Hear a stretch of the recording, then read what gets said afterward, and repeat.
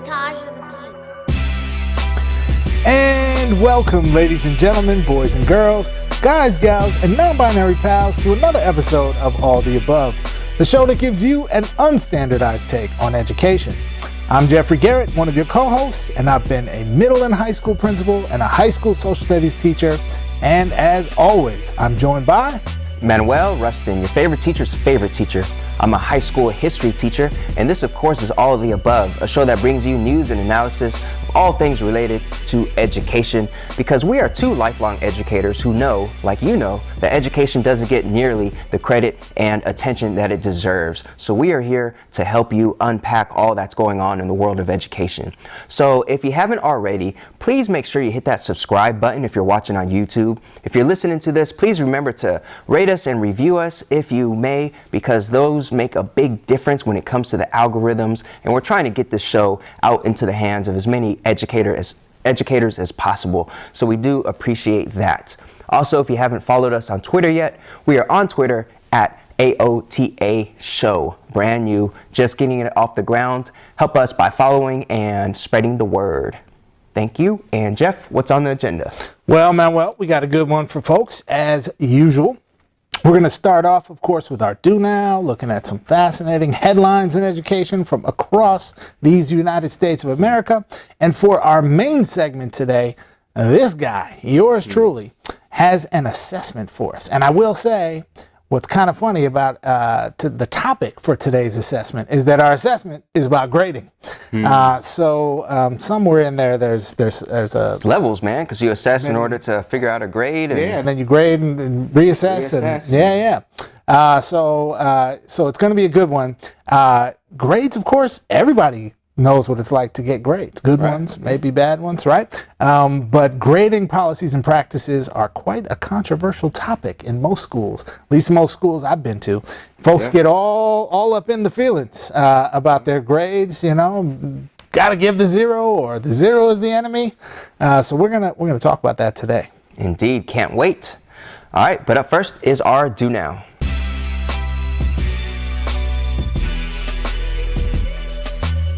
All right, folks, now it's time for the Do Now, where we take a look at recent headlines in education, particularly looking at stories that you might have missed. Jeff, how are we doing the Do Now today? Well, Manuel, today we're taking attendance. We got a roll call. Roll call. We're going to see who's in the house. Yeah. Yep. All right, let's see. First name on the roster for today's roll call. We have he, him, and his. Pronouns.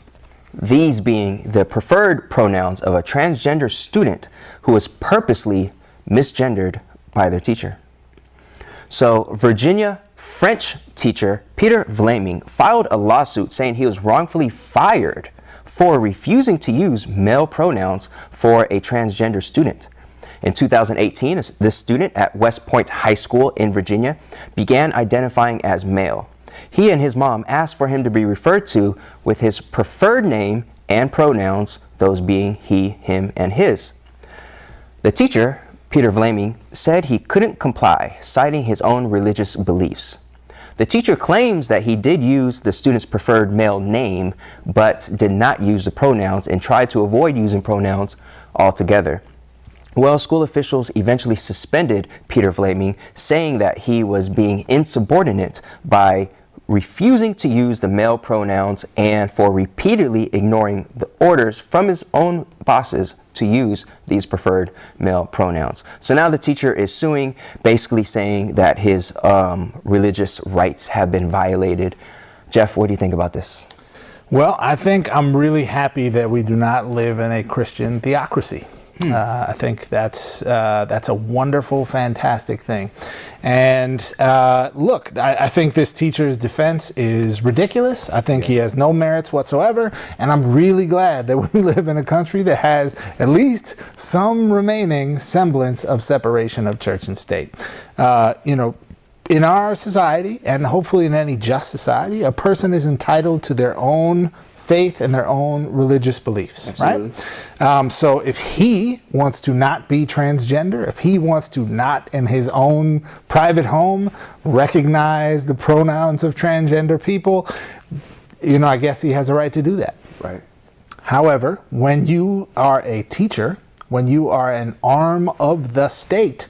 You do not have a right to impose your Christian beliefs on anyone else. Period. End of sentence. It doesn't get much more complicated than that. So his repeated refusal to respectfully speak to this student using the proper pronouns and the proper name, of course, represents some form of like harassment, bullying, intimidation of this student. Sets a terrible precedent for the other kids in the class, right? When I'm sure this student is also on some level being, teased or ostracized or marginalized by some member of the student community. I mean, maybe this is a wonderfully progressive school and that's not happening, but I have to believe that that's also, a battle this student is having to wage. And here you have this teacher who's supposed to be modeling respect for all and dignity for all students doing this. It's crazy. I have zero, sense of empathy for it, and I'm glad he got fired. Yeah, absolutely. I mean, he's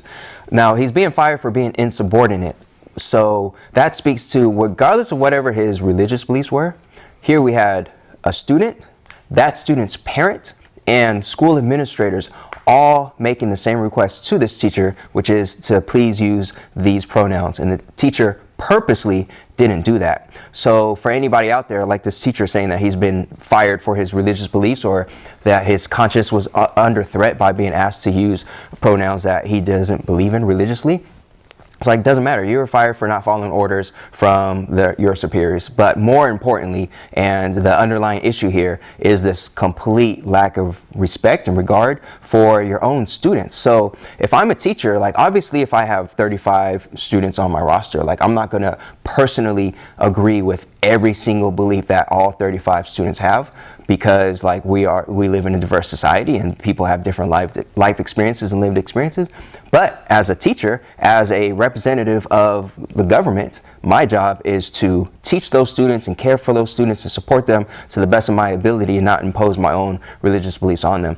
Most importantly, as a teacher, rule number one is do no harm. Like any student that walks into your room, at worst, they should walk out like maybe barely having learned much, at worst. But here you have a student who's walking out not only most likely not having learned anything, but actually being in a worse mental, emotional state than he was when he walked in, which is just awful. I mean, doing harm to a kid, making a kid be in a worse position than he was when he walked in is just completely unacceptable, period. Yeah, it's crazy. And, I think we're seeing an escalation of these kinds of behaviors, right? So this teacher, Peter Vlaming, of course, is suing with the help of the ADF, Center for Academic Freedom. Now, the ADF, which I think is the Alliance for Defending Freedom, if I'm correct, I might have to double check that. Fact checkers will get us on that. Is a right-wing group with extreme views on gay and trans issues, right?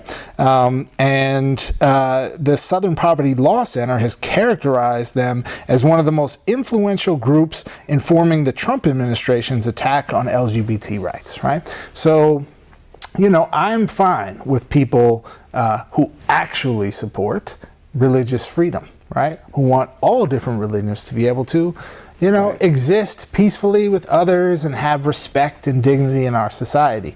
But your right to religious freedom most certainly ends at the space in which it starts infringing upon the rights of other people to not only live freely in our society, but actually even exist in the case of trans people and LGBTQ people more generally, right? So, to me, this is just reeks of some of the worst aspects of our society. I'm not sure about the timeline here, but I'm glad that this teacher did face this consequence. Right. I think it's 100% in line with our deepest constitutional values. And, I can't even imagine how one could be a teacher and operate within kind of the value system of what it means to be a teacher, the way you're describing, and, carry on this way towards this student. So good riddance, and, we'll do better next time. Man, just think about what precedent would be set if we allowed teachers to defy a student's request and a parent's request and an administrator's request off of their own personal religious views. Imagine what our schools will look like, our public schools across the nation. We just allowed that to happen. Yeah. Like, come on, man. I mean, think of the argument here is insane. Well, my religion tells me that, that I can hit the kids. So, Exactly, right, the Bible says spare the rod, spoil the child. So I should be able to hit the kids, right? Is this, like, are we really going down this road? This is crazy. Like, this is crazy wrong, talk. Man. Come on. All right. I feel for the student. All right, next story, Jeff. All right, next up on our roll call, who's in the house? Well, it is the Fresh Start Academy. Ooh, we need a fresh start after that last story. Sounds benign and wonderful, doesn't it? It does. Yes. Okay. Well, some people might want to question that. So a new alternative school called the Fresh Start Academy is opening in the state of Maryland. And unlike most alternative schools, which focus on generally on teenagers with more extreme behavioral challenges, this one is set to enroll kids as young as 5 years old. Okay, so this school, Kimberly Hill, who's the superintendent of Charles County Schools, where Fresh Start Academy is located, says that she believes the school may serve as a solution to increasingly disruptive behavior by some of the very young students in the district. Hill says the alternative school will be a small and well-staffed place with a therapeutic focus to help students learn to regulate emotions and behaviors and then eventually return and transition back to their home schools. Now, as you can imagine, lots of folks have very charged opinions about this school, really actually on both sides of the issue. But Manuel, tell us what you think, man. Fresh Start Academy. So I'm a high school teacher, so when I think of alternative schools, I tend to think of alternative schools for teenagers. And, a lot of those students have very severe behavioral issues and challenges that make it to where them being in a traditional high school with thousands of students and tons of kids in each class and all kinds of, several classes a day is just a bit much for that student, and that student might be a bit much for the classroom environment. But to think of a kid as young as 5 years old to be placed in a school like that, 5 years old, so early in the pipeline, so early in their educational career, that's definitely very troubling. Now, I'm no psychologist, and I don't know necessarily what the research says about students that young with behavioral issues and whether or not an alternative setting is better for them. But I'm leaning towards the side of the critics who are pointing out that this is setting a tone for the students so early on that they are quote unquote troubled. And the county branch of the NAACP, Deothra Sweat, who's the president of the county branch of NAACP, said that she's concerned about what she calls a barbaric effort to create a separate school in this 27,000 student school system. So a separate school that many critics say is going to undoubtedly be very segregated and house a tremendous amount of black students, because in that particular county, just like across the nation, black students are over expelled and over suspended, and she sees this as being like a what she calls a barbaric attempt at creating that segregation and in this separate housing for these students. I'm also concerned about that. I don't know. What do you think? So I think I agree. Again, neither of us are, deep experts on early childhood development and that sort of thing, right? So maybe there is some clinical case to be made that this could be a good idea. I'm highly skeptical of that. But I will say where I wrestle with this and where at least I understand why they might be trying to make this decision is that when you read the article and you talk about the types of behaviors that they're seeing from some of their students, like this is wild, off the hook kind of stuff, right? Like kids who are throwing furniture at other people, who have injured staff members or other students, right? So, at least they're talking about things that are actually dangerous behaviors, right? And not just like a kid who's, on the floor crying or screaming or something, right? So when we're talking about dangerous behaviors, something does need to be done. So I get the impetus for, we need some kind of solution, and it sounds like the district is saying they're seeing an increase in these kinds of behaviors. So I understand where they're coming from, but here's my thing. In every other aspect of society, where we take a certain group of people who are generally not wealthy and elite in some way, and we segregate them off to the side, and it's for a reason that has to do with them having some kind of maladaptive behavior, right? Those places are pretty terrible.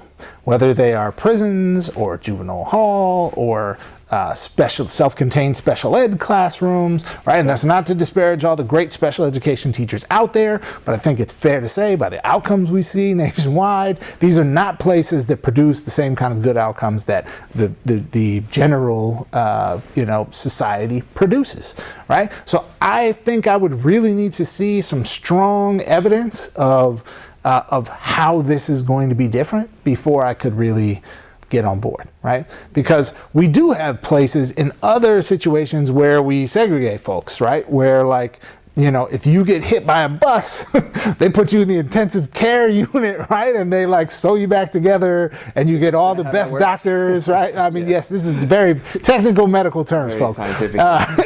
But, in certain senses in our society, when people have the most acute needs, we separate them into a place where they, in a hospital, in the intensive care unit within that hospital, to get the best care. Right? And that gives you the best chance of recovering and then resuming your normal life, hopefully someday, right? So I guess I remain hopeful that could exist in our field. I've just frankly rarely seen it. And the idea of us doing this with 5-year-olds it makes me very, very nervous and skeptical. Yeah. Well, this story was picked up by the Washington Post, and we'll link to that article on our website, aotashow.com. But in the Washington Post article, they speak to a professor at the University of North Carolina School of Law, Barbara Fetters, about this, and she's studied alternative schools. And she said that a lot of this is, she's also skeptical. She says one of the issues with children that young is some of them haven't had the benefit of having pre-K, for example. And she says that a child who starts without the benefits of pre-K, which helps with adjustment, a child who starts without that might show some behavior challenges that perhaps a teacher or administrator sees as like flags that maybe this student needs an alternative setting, when in reality they just haven't fully adapted and transitioned yet. But also she points out that research on alternative schools shows problems nationally. She says, quote, "They do not improve academic outcomes, they contribute to student disengagement, and they fuel segregation by race and disability status," just nationally across age groups. So that's what the critics of this school definitely are pointing towards, this idea that, this is going to be racially imbalanced and going to set students up to not have positive experiences with school and not identify as students who think school could be a positive place for them and where they belong and all that. So for all these reasons, I'm definitely super skeptical as well. Definitely willing to hear anybody out that's working at Fresh Start Academy or with Fresh Start Academy, and let us know what we might be missing, because right now this sounds like an idea that's fraught with risk. Yeah. And I also think, and I just want to be clear, that I'm a person who definitely empathizes with the kind of other part of the picture, right? When we have children who have really disruptive behaviors in place, the rest of the kids also have a right to an education, right? So the solution is not just like, okay, we'll just mainstream everyone and it'll just get better because mainstreaming works. The literature says so. Like there are not just utopian scenarios in which this tends to just get better on its own, right? Like what this scenario, having really young students with really problematic, dangerous behaviors, I think it's flagging for us, is the need to really have a more public health, societal intervention around young students who are, frankly, dealing with really hard home life situations, right? Because we tend not to see these sorts of behaviors, absent some like very serious disability, in places where folks have enough money to, not be struggling all the time or not be worried about hunger and homelessness and these sorts of things, right? So I get that it's complicated, but just putting all the kids in the other school sounds to me like baby prison, and I need some real evidence that it's not going to be that. Baby prison. We did do that story last episode of the 6-year-old who was arrested. Yeah. Maybe there's I'm sure that officer in Florida would love to be part of this thing. Drove her up to Maryland to go to Fresh Start Academy. Man. All right, so now time for our third story of today's Do Now. Next up on our roll call, we have Dynastudy. Dynastudy. That sounds like some kind of like. That sounds like something out of Jurassic Park. Yeah, exactly. To be frank, It does. like someone's pulling DNA out of an insect and making something they shouldn't. I'm saying, if they didn't learn the first time, maybe 4 or 5 movies in, you would know better. In any case, Dynastudy actually is a curriculum company who is about to make some pretty good money. $9.2 million, which was awarded. Yeah, 9.2. That might be enough to clone a dinosaur. Awarded to the company by a federal jury, which found that Houston Independent School District violated copyright and to a very large extent. Yeah. Actually. All right. So a federal jury awarded the small Texas curriculum company, Dynastudy, $9.2 million after finding dozens of Houston Independent School District employees repeatedly violated federal copyright laws by photocopying study guides created by the company. In 2013, the principal of Westside High School suggested making copies of a colorful study guide, and an English teacher actually pointed out that actually on the guide it says, do not make copies, or something to that effect. And they proceeded to make copies anyways, and these copies spread throughout the district, and some ended up online and spread throughout the nation. Now, the guides that were originally copied cost the school about $2,000, and Dynastudy sued for this infringement of their copyright, and jurors sided with the company, validating allegations that district staffers cropped out the company's logo, hid copyright violation warnings, and widely distributed and manipulated study guides to colleagues throughout the district. And again, some of that ended up online and went throughout the nation. So Houston Independent School District administrators said that all employees now participate in online training about copyright laws, and administrators participate in in-person training as well. Jeff, what are your thoughts about this? Oh man, well, I have a bunch of thoughts, and I want to be careful in what I'm going to say, because I think the behavior that took place down in Houston with this particular case is problematic, right? Yeah. Like, you spend $2,000 on the curriculum and then you distribute tens of thousands or maybe millions of dollars worth of it. Like, that's wrong, and there should be some consequence. So it sounds like they got what was coming to them on that front. On the other hand, the fact that now staff in schools in Houston are going to have to sit through some mandated PD about copyright just irks me. Yeah. The fact that principals and administrators who have no time whatsoever have to sit through some PD about copyright irks me even more.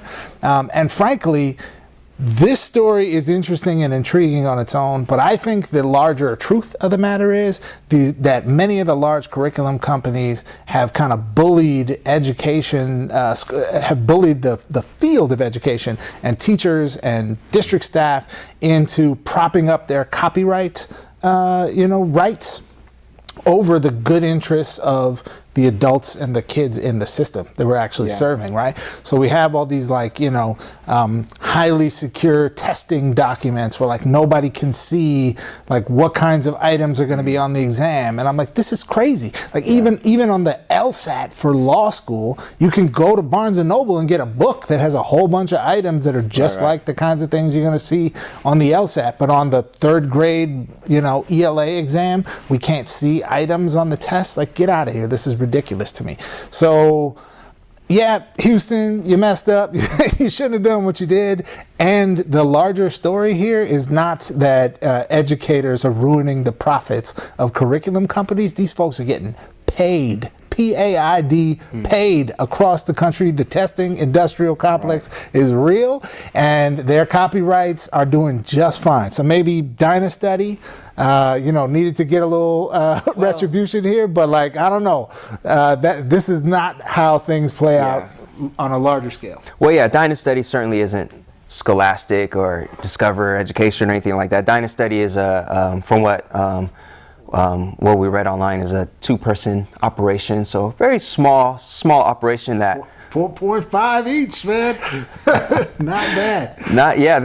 They're not in bad shape now. We need somebody to infringe on our copyright. I'm saying though. So we could sue. I'm saying though. 4.5. Houston Independent School District. Feel free to upload this and crop out the all of the above, and we'll get back at you in time. But no, Dynastudy I think represents sort of the minority in terms of curriculum. And when we think about like large curriculum that gets sold and millions of dollars coming in and it being across the nation, and I as a classroom teacher, like probably I venture to say all classroom teachers, have copied stuff that should not have been copied, especially in my earlier days where I was really struggling for content. There was one particular set of curriculum, I'm not gonna say the name, but it was like very expensive curriculum, and having the binder was like everything. And several student teachers, I was a student teacher at the time, got our hands on a copy and made copies and proceeded to use that to survive the first year or two of teaching. And that was a company that certainly wasn't missing our money. But in this case, sounds like Dynastudy being a much smaller company, and the employees in this case not just copying it for their own students, but also posting it online and allowing others to see it and others to copy, and starting this chain reaction. I could see why a juror in this case would see that as being just like too much, like enough is enough.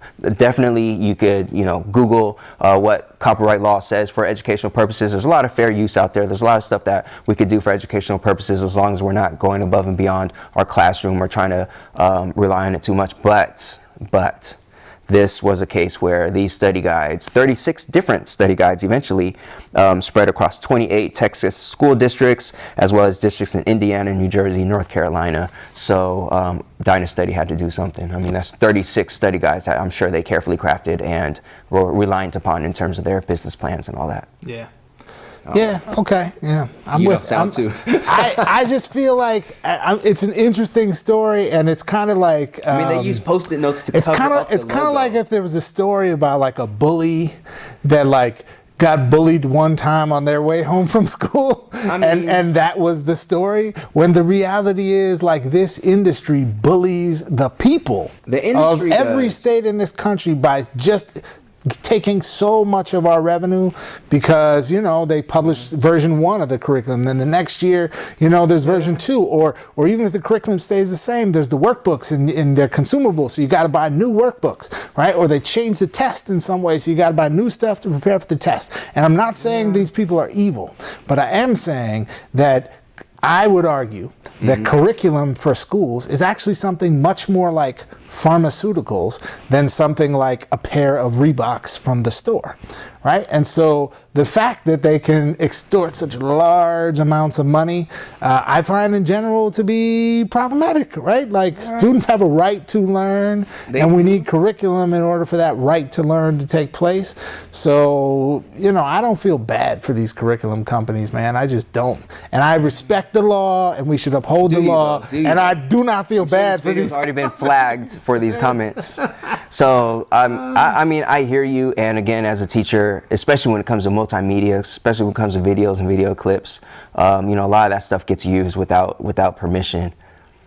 But in this case, I mean, these teachers, like, they purposely cropped out logos, and like, if you're going to go through all that, I mean, that's just, I mean, that's, that's a bridge too far, man. Yeah, no, I'm not. But in an ideal world, we wouldn't be short of materials to support teachers in educating our youth. Like, in the ideal world, you wouldn't have to scramble for resources and do this sort of stuff. Like, when I got that binder and felt like, wow, this is just everything. Like, I shouldn't have been in that mode of survival. There should have been so many materials for me to choose from and to use that, it shouldn't have even been a question. So ideally, we need to work towards a place where educators have anything and everything they need to do their best and not have to go to the copy machine with some Post-its to cover up logos and warnings and all that. So we'll end it at that. How about that? We'll end it at that. Agreed. Respect the law, people. Yeah, definitely. Even though these companies don't deserve our sympathy. But respect the law. All right. All right, folks. Next up will be a main segment about grading. One of the most taboo topics in the teaching profession, I think. Stay tuned.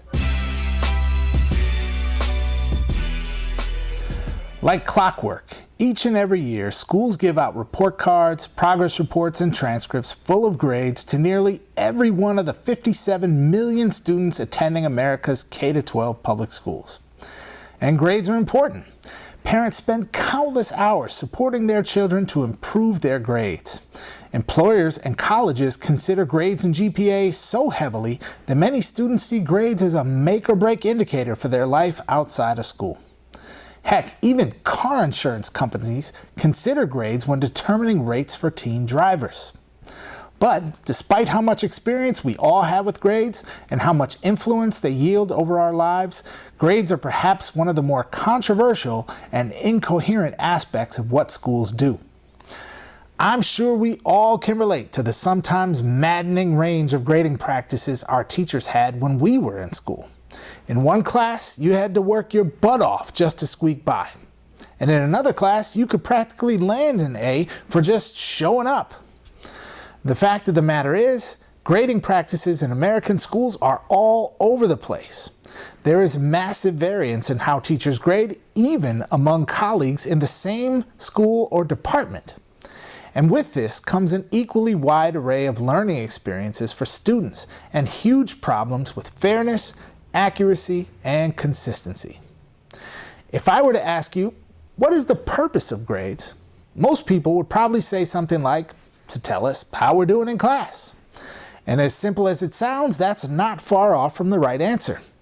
In general, we think of the purpose of grades as being to communicate to everyone involved, students, families, and educators, how a student has performed in a class relative to the standards and learning outcomes for that course. In reality, though, teachers calculate grades in such a wide range of ways. The grades often tell us more about a student's behavior, attendance, and simple completion of tasks rather than how much they actually know and can do. So, let's get a quick survey of the landscape. There are basically three general types of grading practices: weighted averages, mastery or standards-based grading, and then what we'll call arbitrary, for lack of a better term. In a weighted averages grading system, teachers give tasks to students that fall into a category of work. So, for example, in a given class, tests and quizzes may be worth 35% of the grade. Homework may be worth another 30%. Participation, 25%, and projects may be worth 10%. Most secondary school teachers grade this way today, and many of the popular online platforms where parents can log in and see the teacher's gradebook and their kids' performance on every assignment reflect this general practice.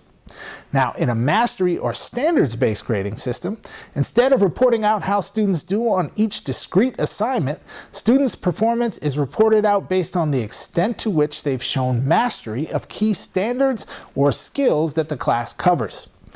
This is usually done with a rubric using a numeric scale, like 1 means the student has not yet mastered the skill, or a 3 or 4 means they've shown full mastery.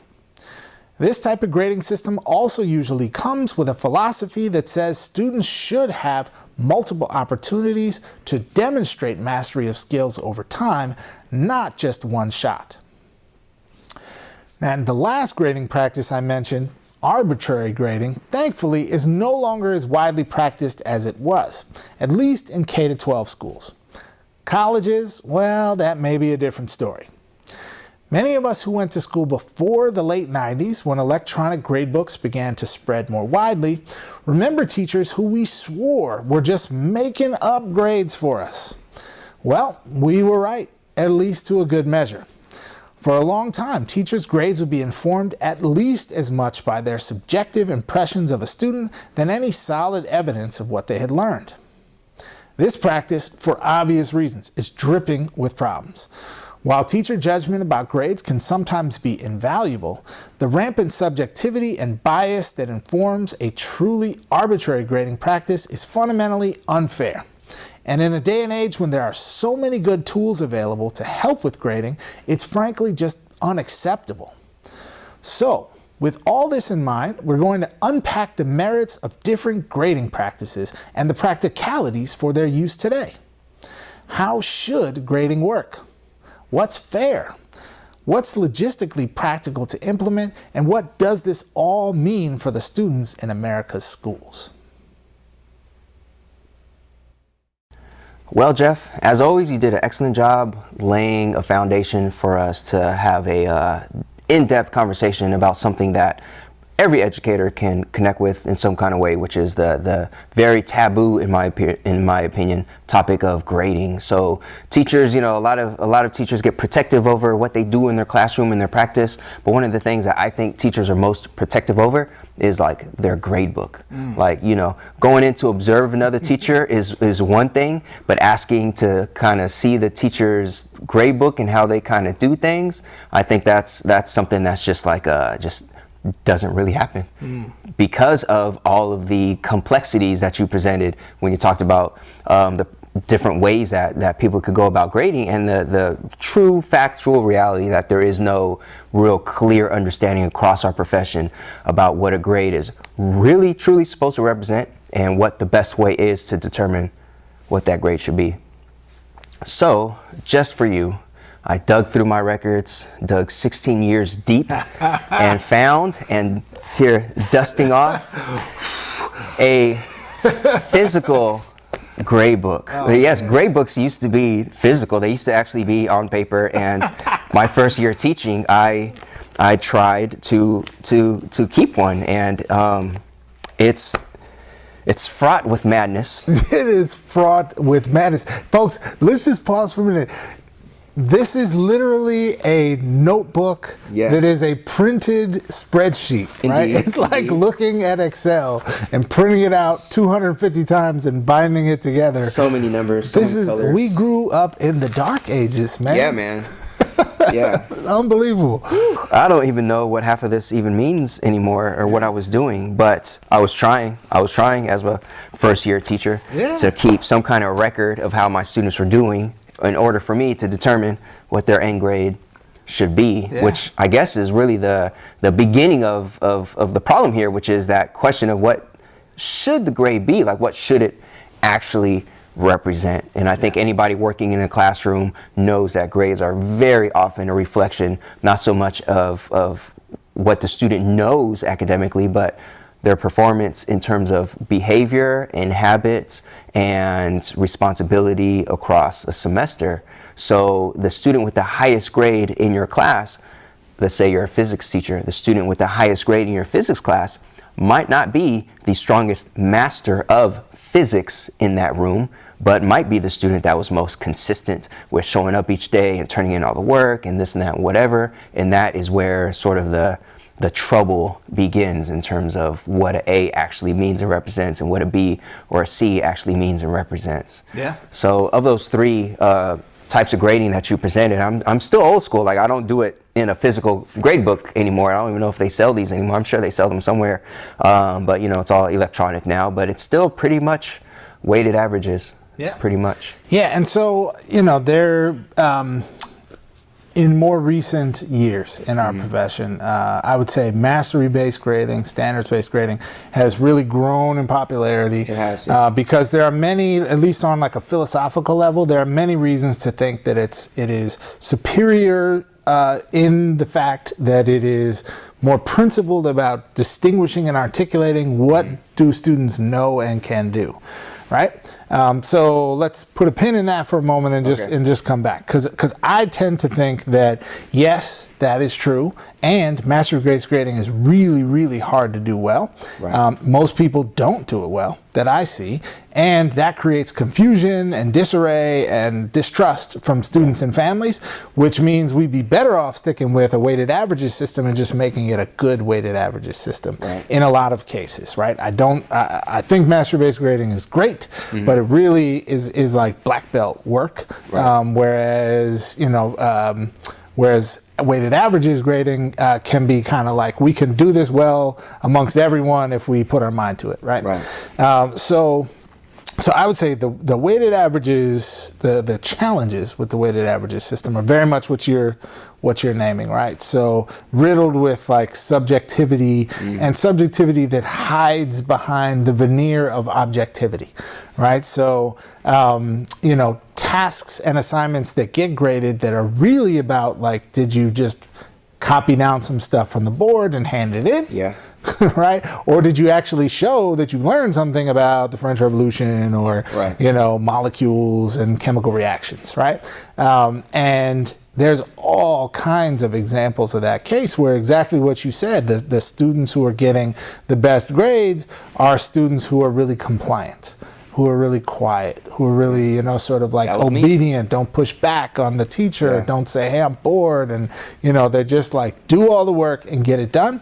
And in some cases, that is telling students who aren't actually able to demonstrate the skills and the dispositions they need to be successful, that they're ready. And then when they face a more rigorous, standardized assessment or college coursework, they struggle. Right. Yeah. And I see that all the time, especially in, students that are serving, large, low-income populations. Right. Yeah. So, it's easier to pull off. It's way easier to communicate with kids and families about, because most parents, that's what they experience in school. Like, okay, you're missing this assignment. It's worth 10 points. If you do that assignment and, you get 8 points, now you have a passing grade or an 80 or whatever, right? I'll assign something and a student will, if I have it listed in the grade book but I haven't actually graded it yet, like they're on their app like sliding the different amount of points that they might possibly get and what impact would that have on their grade. Like, okay, if I get an 8 out of 10, I'll have this. And they know that before I do. Like, they're just it's right there. Yeah. And in a perfect world, an 8 out of 10 on that assignment would represent that they know, let's say, they've mastered 80% of the skills or whatever that assignment is supposed to teach. But far too often, it's like, I just did the worksheet and someone checked it off, and so I got a passing score on this worksheet or 100% on this worksheet, right? So, we got some stuff to work on in our grading. Yeah, and my struggle as a I guess veteran teacher is that I don't remember ever really even being taught how to keep or maintain a grade book. And as far as professional development around grading, I've had very little of it, and most of it ended with like just what the hell are we doing type of feeling at the end as everyone walked away. So like, if you ever want to experience like true chaos, like throw an essay in front of like 4 different teachers and have 4 different teachers assess that essay and have a discussion about it afterwards. And it's just like everybody's on a different page. Totally.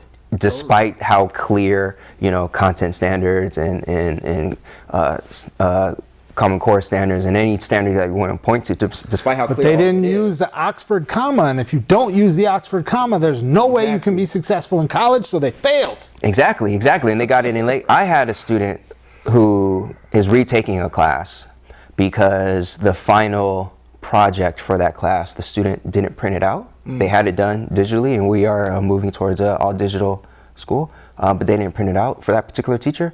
So that particular teacher didn't accept it, and that impacted the grade. And end of the day, that student is retaking a class off of something as irrelevant and arbitrary as printing versus not printing, let alone what does this standard actually mean in practice. But this student here, based on where, and it's just, it can get so complicated so fast. And I think that's one reason why teachers are pretty much just like, don't talk about it. We just. Well, so interesting you bring that up, because I think everything you just said there is, certainly true from literally every school I've ever worked with, ever, all across the United States. But something you just mentioned at the end there about, why people don't talk so much about grading, I think there's a little more to that story. Many teachers' contracts actually almost forbid the talking about grading. Oh, really? Right? Yeah. So teachers, and this definitely varies from district to district, so I don't want to be overly general. But in general, teachers are given huge latitude to determine what a student's grade is. So there might be like guideposts placed on things like, this is the numerical value of a failing grade, or this is like this kind of scale the district operates on, or state ed code in some cases even like sets those guideposts. But within those, I mean, that's like almost nothing, right? Because within those, everything that you just described is happening, right? And so like in the district where I spend most of my time working now, contractually speaking, we have set ourselves up to institutionalize the chaos and dysfunction of our current grading system, because teachers are allowed to essentially do almost whatever they want, right? Which is bananas, right? And even gets in the way of things like, okay, as a history department, we're all trying to teach the same, like we have a curriculum we're trying to teach. We're trying to get kids to get from, ninth grade at this level to 12th grade at this level, and to, read and write in sophisticated ways about history, right? So we should probably have like a common way of grading students on essays and grading students overall. Would make sense. You have wildly different policies in people right across the hallway from one another, right? In schools all across the country. And some of that is because we have no tradition of norming ourselves in these ways, because it hasn't been an expectation, or it's been forbidden from happening by contracts in some cases. Yeah, that's wild. And then, at certain grade levels, I think it becomes even more of a just chaotic situation in terms of, for example, I teach a lot of seniors, and my course is one that you need in order to graduate. So, there might be a student who's been missing in action for a long time in a semester for various reasons, and certain teachers who have that student might be willing to cut that student certain breaks to where it ends up being like my class, that's the one that decides whether or not that student graduates.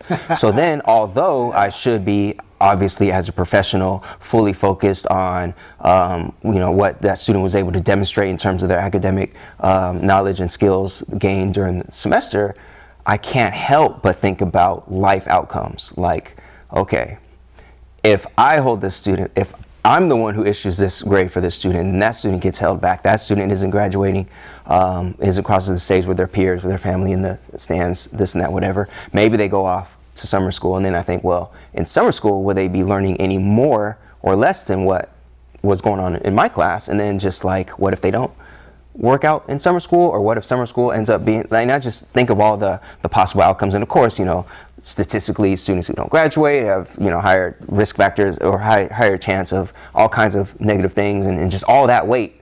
And it's just like, well, damn. And that's obviously not for every single class, every single grade level, but there are certainly teachers in certain predicaments where no matter how clear or how well reasoned the grading practice or policy might be for that teacher's class or that teacher's school, still, you can't help but bring in some of that emotional. For sure. So that's absolutely correct. And I'll even layer on top of that, what it means to grade in a context where a student comes into your class maybe many years behind in some of their core skills, right? Like reading level 4th or 5th grade, and they're coming into a 12th grade class, right? And maybe they make a lot of progress in your class, but maybe they wind up at the end of the year reading, let's say they make lots of progress, and they jump up to like a 9th grade reading level, right? Which is difficult to do.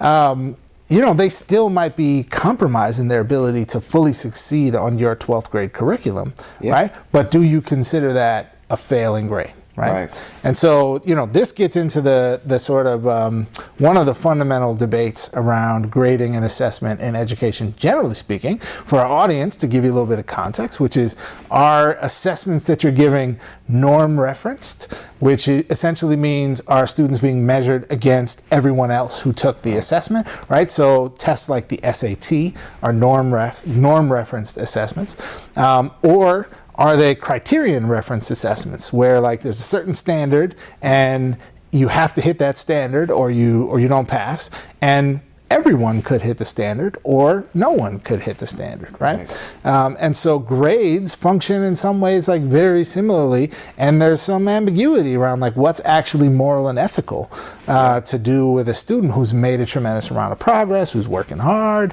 right? But maybe is not yet at standard. or the student who is at standard but hardly comes and doesn't barely try, right, but can show that they can do the work, right? And these kinds of things raise all kinds of like, you know, but they're never going to learn that, like what life is like if we don't teach them now, and what does it mean if we just pass them through? Like folks get real upset about these things. Man, I remember my first year teaching, 2 veteran teachers at that school site, 2 who were near retirement at the time. One of them who also had, well, they both had a lot of seniors in their respective content areas. One of them was of the philosophy that if they haven't gotten it by now, by 12th grade year, there's nothing that my F is going to do to change that. So why bother holding them back? Just let them all pass. And this teacher wouldn't tell the students that up front, like, hey, at the end of the day, all you're going to pass. But that was that teacher's philosophy. Like, at this point, after 12 years plus of education, if this student still isn't doing what they need to do to pass, me holding them isn't going to make the difference. And then there was another teacher, also near retirement, who was the exact opposite philosophy, that if I let anybody squeak through with anything but excellence, I am setting them up for failure, because I'm enabling them to think that like the last minute stuff, the late work, the not showing up, all this stuff is going to fly in the quote unquote real world. So 2 completely opposite philosophies, both I think were very logical. Like, yes, like if after all these years, the student is still messing up, your one class that's going to hold them from graduation probably isn't going to revolutionize their whole life and whole life outlook. But on the other hand, you have to really consider, like, if I just let this student slide, am I setting them up to think that this is going to fly in college or the workplace or whatever? So I don't count either teacher necessarily as wrong, but I definitely learned in my first year that, like, okay, nobody's got the answers out here. So I'm glad you shared that story, because that makes me feel a little better about some of the wild, crazy stuff I saw as a young teacher as well, and like it wasn't just me. So I do think, though, that we actually do have a clearer picture of what a grade should represent. I actually think that picture is pretty clear. I think the reality of like how we implement that and what that means for students' motivations and engagement with school and all that other stuff is like, that's where it gets muddy. Right. So the real purpose of grading, I think, is, as said in the beginning of the assessment, is to communicate how a student is doing, how a student is performing in their class relative to the standards and skills that are expected to be learned and demonstrated in the class.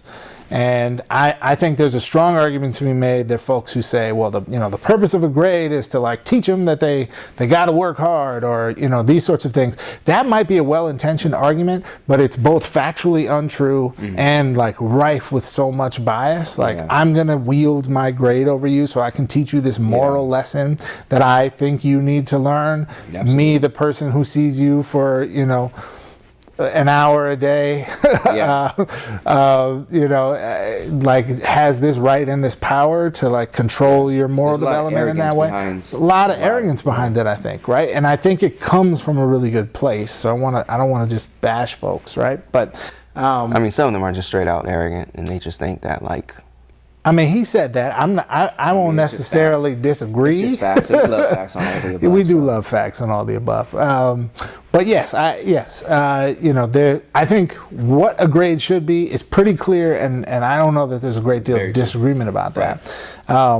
But I think what you're bringing up gets maybe into some of the interesting issues around mastery-based grading that we should talk about, right? Which is kind of this whole school of thought that's trying to really like implement the philosophy of that purpose of grading. They're like, what we should do is be really transparent with kids, with families, about here's what you need to know and do in order to be successful in this class. Here's the opportunities you have to demonstrate that, right, in a variety of ways. And here's the opportunities you have to get better at it over time. And then your grade is going to be drawn from those things. It's not going to be determined based on if you brought in a box of Kleenex for the class this year, or if you sit quietly and don't cause any trouble, or if you always say something nice to the teacher, right? Like that stuff's irrelevant. Your grade is going to be based on what you can do in the content that this class is purposed around, right? So from that standpoint, mastery-based grading is fantastic and wonderful. And having gone through a lot of work with my former school and with a bunch of other schools around mastery-based grading, it is definitely, without a doubt, some of the very best instructional learning that I've ever engaged in with teachers and myself, to be so thoughtful about what are we trying to get kids to learn and what counts for them in terms of how they demonstrate it. It blows your mind to really explore these things, right? And what's fair, and like how many chances should kids get to show that they can do it? Like, these are really great questions to dig into. On the other hand, it's so complicated to implement well. And the fact of the matter is, you need teachers who are willing to work really hard and be really principled in a way that, frankly, is more rare than it should be, I would say, right now in our profession. And you need a whole school community that's going to have to rally around explaining how this system works to kids and families, and that it's so different than traditional grading, right? Like, what does it mean I got a 3 on this standard? Like, what's my grade? Like, am I passing, right? Like, folks always want that, and you want to elevate the discussion out of that to be like, well, what have you learned, and how much progress have you made? Screw that! I got a 4.12 GPA. I need to have a 4.14, or else my life is over. Yeah, it's hard to do well. It's hard to do well. Well, this actually has me thinking about a story that we did, I think, on our first or second episode, way back when we had a Do Now story about grade inflation. And if you go back to that, we'll link that under this video. It probably looks pretty rough. We've come a long way since that first season. But the story was something around the lines of just how much grade inflation has increased over just across the nation, particularly at so-called really elite, high-performing private schools, with parents hovering for that as close to 5.0 as possible because so-and-so needs to get into Yale and all that. So there's clearly a lot more to discuss when it comes to grades and grading and grading practices. So much more to unpack. So this will be a topic that we revisit in the future.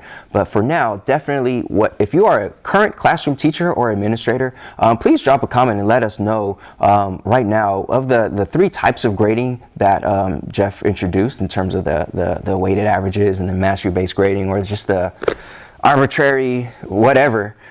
Which do you find to be most common in your building, and what are your thoughts about the pros and cons of each, or whether or not the appropriate move is to drive the discussion towards mastery-based grading? So definitely let us know your thoughts. Jeff, thank you for that lovely assessment. I don't suppose you use one of these physical grade books anymore in your work, but I might have a blank one somewhere in case you need. All right, folks, up next will be our class dismissed.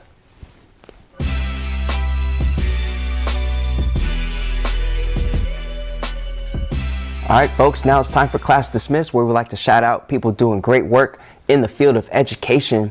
And I would like to point out something that I received in my box at school, which is this fall's issue of Teaching Tolerance magazine.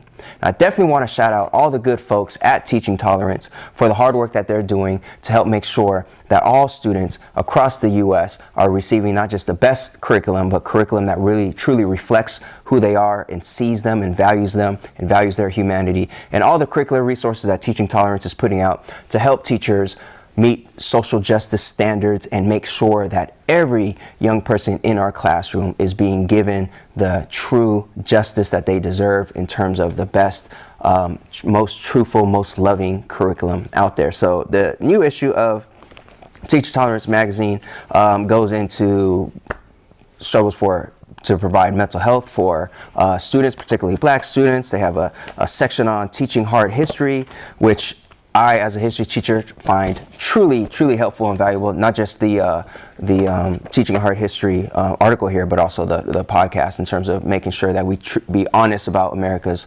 hard history of slavery. So shout out to everybody at Teaching Tolerance. One of our former ALTA guests, Genevieve DeBose, actually is on the advisory board now of Teaching Tolerance. So shout out to Genevieve. I have a feeling you'll be seeing more of her on All the Above coming up soon.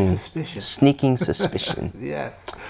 All right, Jeff, what else we got? All right, well, we have one final shout out to give today, and I will admit it is a somewhat unorthodox shout out because the person we want to recognize is not actually an educator. Although, depending on how you look at it, they are certainly teaching some valuable lessons to a certain individual. Do tell, do tell. Okay, so I want to give a shout out to U.S. Magistrate Judge Sally Kim. Now, many of you might be wondering, who the heck is U.S. Magistrate Judge Sally Kim and what does she have to do with schools? Well, I will tell you. You may have heard recently that Betsy DeVos has continued to break the law and violate court orders and not forgive the debt of students who were defrauded by these ridiculous fraudulent colleges, right? Who ripped them off and left them with all these loans that they then had to pay back. Well, the court had ruled that students should receive relief from that debt and that Betsy DeVos needed to take the steps as U.S. Department of Education's Secretary of Education to provide relief for these students. Right. And she has repeatedly refused to do so. No. So this judge has threatened to put her in jail if she does not move to actually relieve these students' debt. So I want to give a serious shout out. I want to give a digital long distance hug to Sally Kim because Betsy DeVos, in addition to being the #1 hater of all the above, we see you giving the thumbs down on YouTube, Betsy. We know it's you. We see the hateration. She is also, frankly, and we try to be fact-based and objective on our show, but she is just not a good person. She doesn't just not a good person. At all. Yes, she's bad news. She needs to get a new job. All of us will be better off when she does. And thank you, Judge Sally Kim, for hopefully putting Betsy DeVos in her proper place. Jeff, this is the 3rd season of All the Above, and we've been mentioning Betsy since the beginning. Are you at all surprised that she is still there, given all the turnover at the cabinet level? I mean, got to give her some kind of credit for outlasting all those people, right? For hanging on. Look, here's my real thinking. When you're put in charge of something that you actually want to destroy, and it's as big as the U.S. Department of Education, she's staying busy. She's got a lot to try to destroy. That is true. And when it's an institution like school that so many people love and need, she's got a lot of folks pushing back against her too. So I'm sure she's staying busy slashing and burning over there in D.C. Man. Do you think we'll ever see cuffs on her? I mean, any agents in the FBI want to shout out on all of the above? Because we'll give you one. Yes, we will. So shout out to this judge. It's obviously unlikely that the Secretary of Education will actually face any jail time or be behind bars for this, but for a judge to even point that out as a serious possibility, I mean, that's something. It's definitely worthy of a class dismissed shout out. All right, folks, we've come to the end of our episode. If you haven't already, please take a moment, if you don't mind, to rate us and review us, and make sure you've followed and subscribed. And we will see you next time.